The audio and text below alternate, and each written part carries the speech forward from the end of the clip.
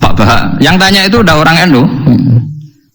Pak Bah, katanya kalau sapi satu itu ditumpahi wong piro? Itu. Itu kalau misalnya sapi limusin. Sapi limusin itu kan harganya 70 juta. Itu kalau urunan orang pitu kan berat. Misalnya urunan wong 20, seanggap aja kuat lah. Sapi limusin ditumpahi wong 20. Sauni-unimu kata saya. Terus dia mari tanya saya gara-gara saya guyon ini. Kalau orang nasional itu kan biasa, misalnya Ruhin istrinya kerja ngajar di SD Wonokromo, Ruhin ngajar di SD Kota Gede. Kan kalau orang nasional kan biasa. Yang tanya saya itu orang nasional, ya ada NU, ada Muhammadiyah orang nasional, tapi senang Islam itu. Ya Islam lah, pokoknya senang Islam.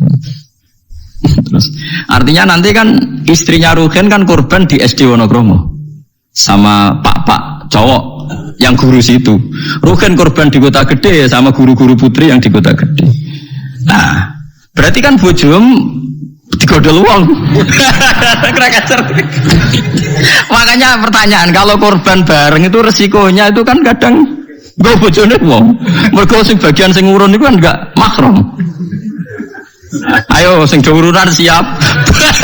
Bojone dadi ngomong. Lah kula ki nate takleti. Tengen kula sakniki ya ana kurban urunan sapi. Nek kula seneng wedhus. Karena kula rada egois dadi men dhewe anake rada egois. Gus kamela korban urunan sapi mah. Lah piye kok mari tentenan ayo. Lah misale swargaku iku Januari. Swargamu cara Allah Desember. Sapine ngenteni ku nek kesuwen. Moh. Lah nek wedhus aku misale swargaku Januari wis terbang wis. Lah nek wong pitu swargane tanggale beda-beda piye? Mosok swargaku bareng Ruhin. Ya kan ra mungkin kan cara teori kan. Misalnya mulai aku mau korban bareng Ruhin. Lah nak nganti di ono pengumuman malaikat bahwa masuk surga ditunda karena temannya masih di neraka. Repot. Lah ngamal lu ora usah mikir ngono. Ngamal ya ikhlas ae. Sing kok pangeran ngature piye terserah. Lah nek mbok turuti bungo bareng bojone wong. Lah masih padha lanange ana potensi enten-tenan karena kelas surganya masuknya beda-beda. Masuk swargane wong saleh mbek setengah saleh bareng. Masuk terus sing saleh ngenteni 100 tahun mergo sing korban kancane cek neraka. Paham ya? Wes kira usah mikir ngono aku tak omongi. Tapi amun dadi penggalih lho ngene iki ra omongane wong nganggur ngoten mawon gitu. Cuma nak cara syariat aja nabi wedhus. Timbang sapi sitok nggo wong pitu, apik wedhus sitok nggo wong apa sitok. Karena nanti bisa egois tadi.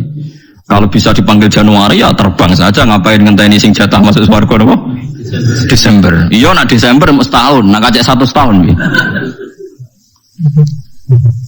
Tapi ora usah pikir, ora usah dijero-jero mungkin ngamal yo ngamal wae. Lha kula ora tak senengi wong ngamal kok diperhitungno, wis ora usah ngono nak ngamal yo. Ngamal ae sembah kok pangeran carane piye. Wong fulah balik diparani tiyang jog. Ya tak takok ning dalan. Sesuk mikir, nek ngamal sing ikhlas, engko pangeran gampang. Misalnya swargamu dhisik sing sitok jek ning neraka, wis sampe pangeran digekno kendaraan khusus wis liwat sing kok digenteni pangeran kan sugih. Kan gampang kan. Kok repot. Misalnya kok nak ngempak sapi kesuwen swargane sing wong alim apal Quran ikhlas ya nganggo kilat wis. Engko sapine pepek wis tak berangkat sik kan. Senengane kok repot. Wong swargane saleh-saleh kok numpak napa? Kilat. Suwen sapi ra tok-tok. Ora ngamal kok dipiritungno ngono. Sing jelas iku somben kejadiane udah bojone digondol wong wis jelas nek diterus-terus mergo korbane kok ora bareng. Rata-rata ibu-ibu bareng bapake gak. Ora mesti.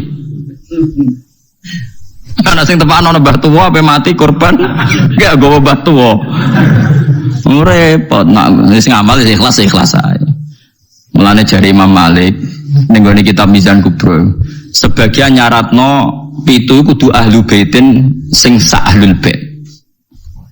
Mergo tujuannya tadi ben gak gondol bojone. Wah. Tapi jari Imam Malik ora ahlul bait ora apa-apa kok ben diatur pangeran asline Imam Malik yo bingung juga deh. Ngomong ora mikir ngono to. Lah misale kayak kiai ning pondok terkenal khusyuk alim, ana wedok wayu korban. Terus sampai ning akhirat lho Pak Yai digo bojone perkara korbane bareng. Ora repot. Ning dunyane ora tau go bojone wong malah ning akhirat. Kasus orang kula kasus. Saiki wong do engkek mau korban kula teng narukan nggih sering dibantai tiyang. Gus sakniki niku mboten tren kobang wedhus perkarane do wedi darah tinggi.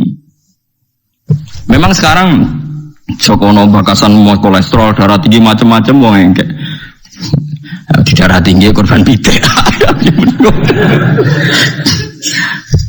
Kan rano hadis Gus nak pitik, nak sapi kan rano hadis podo wedi kolesterol rano hadis aneh-aneh mereka wedi kolesterol itu rano wong marah tuh orang arah kena kolesterol orang kena darah tinggi makanya wedhus tahun pisan kok kena darah tinggi ya gara-gara mritungno darah tinggi sing sugih lae cek kepengin to lah sing sugih iki duwe selera wis sering nyate mesti sugih do legowo ora usah njaluk agak darah tinggi jan dos setengah medhit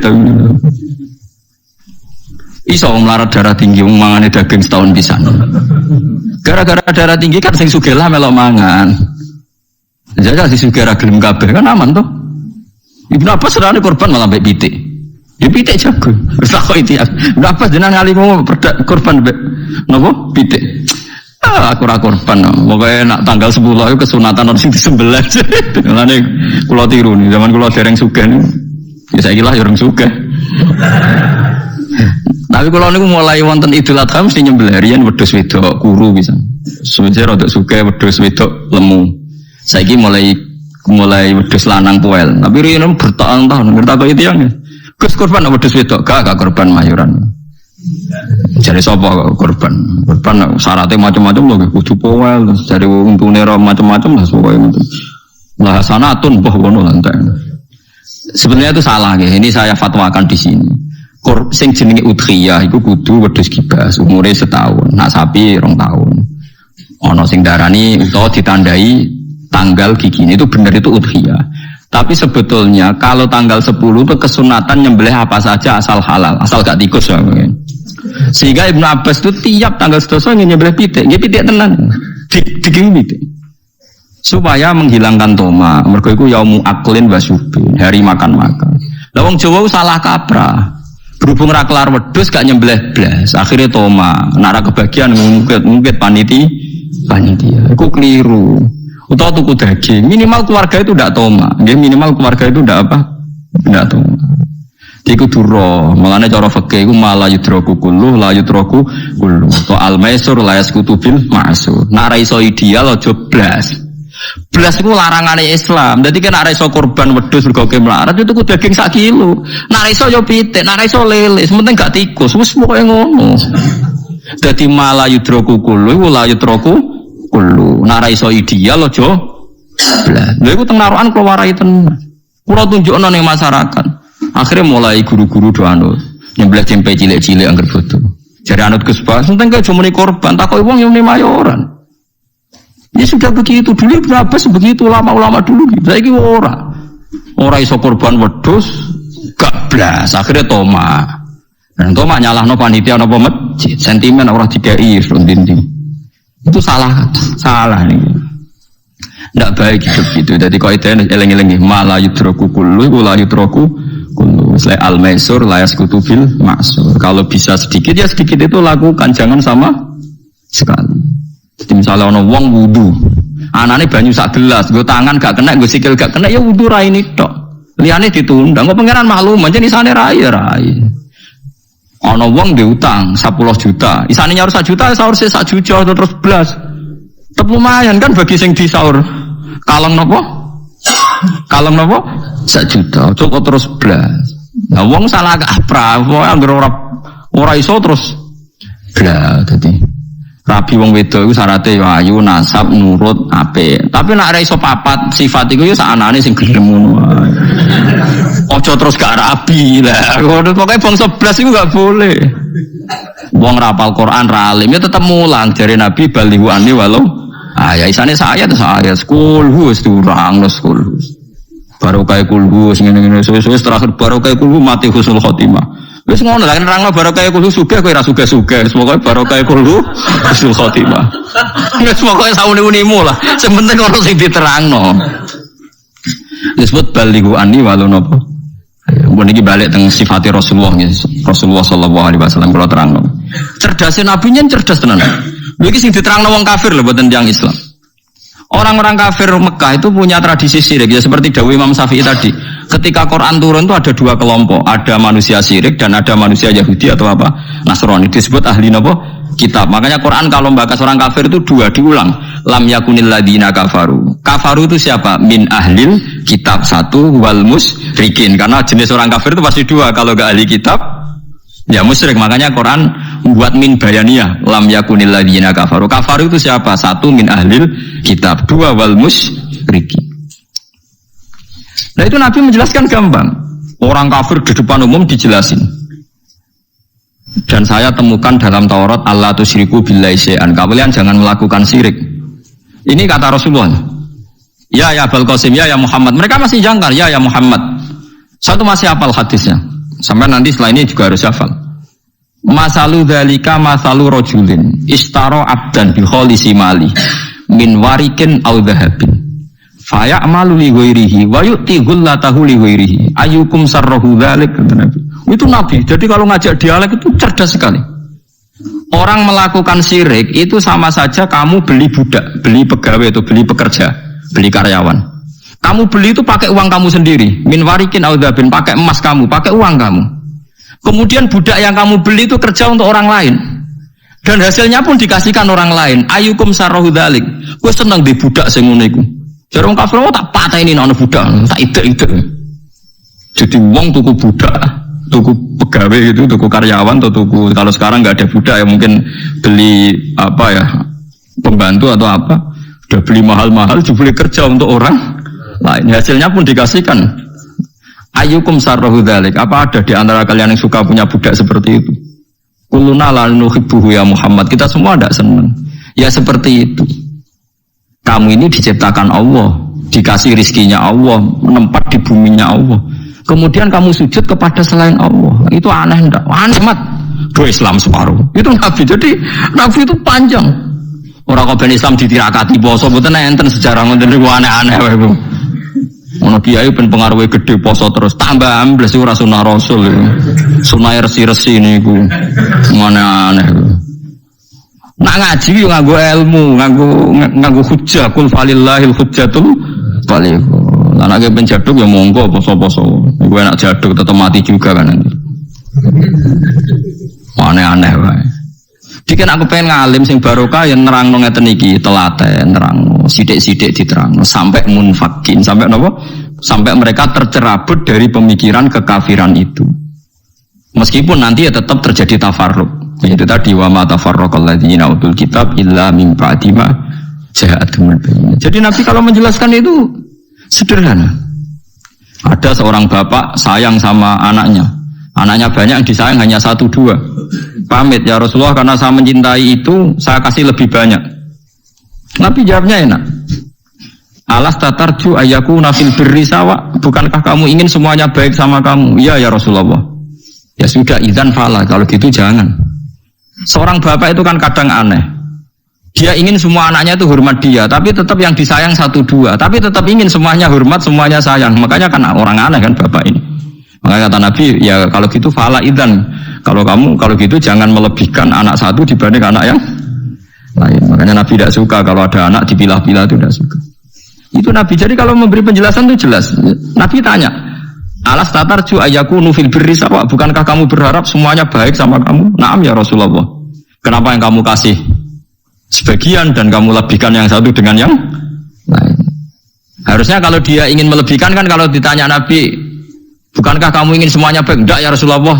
Yang saya kasih dok biar baik, yang enggak ya enggak apa-apa kan enggak.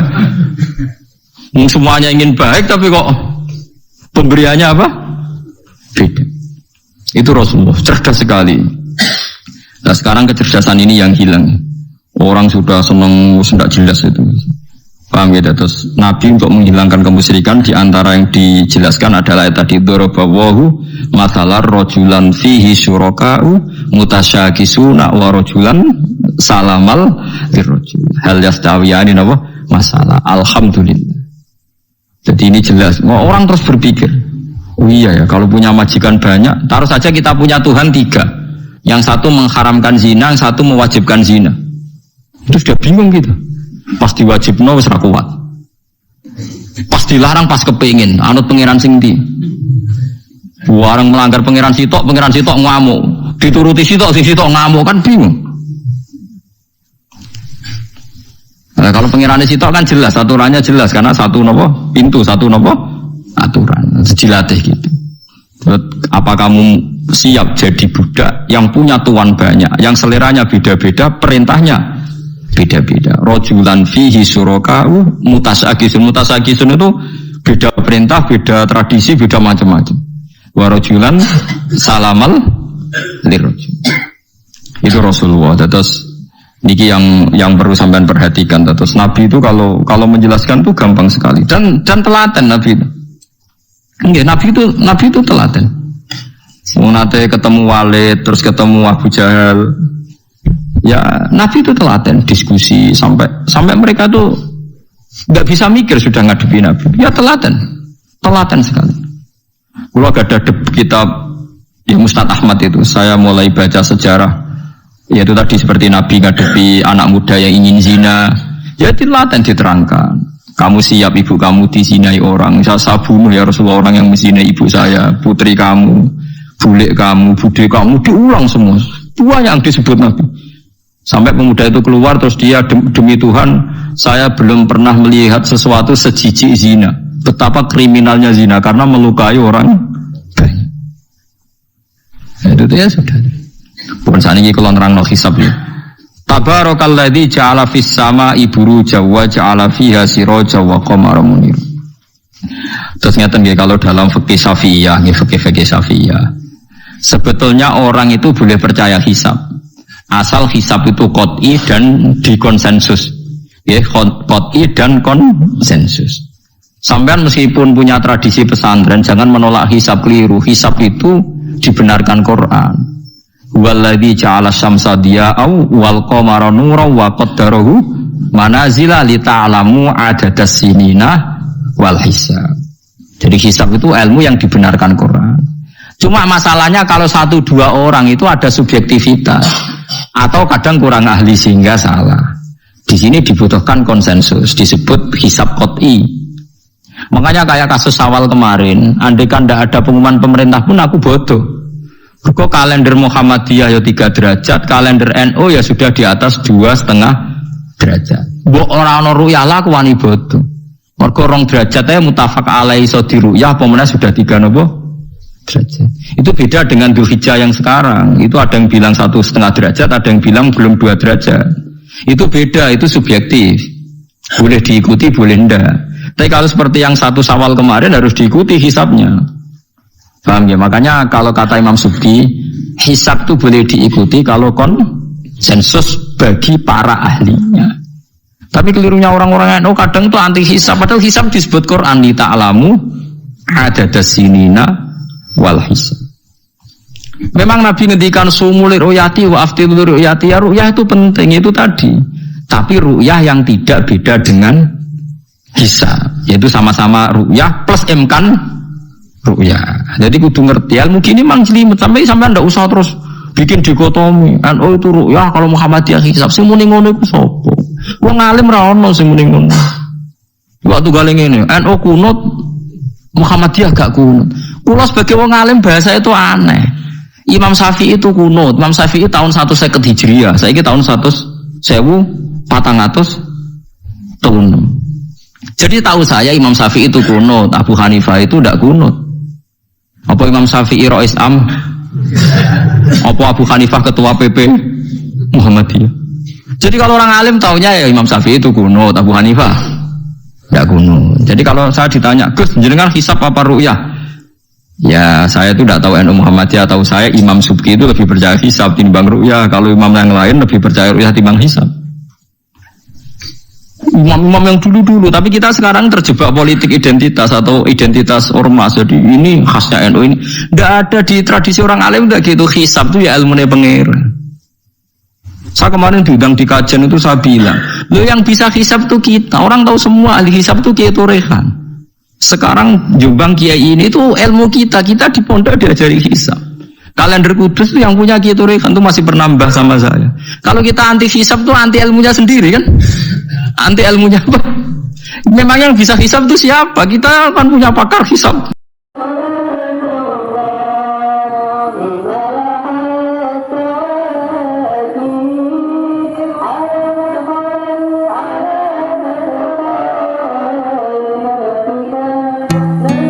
Diandra Al-Ghifari, channel yang membahas informasi, motivasi, Islami. Silakan subscribe dan nyalakan loncengnya agar tidak ketinggalan video dan informasi terbaru dari channel Diandra Al-Ghifari.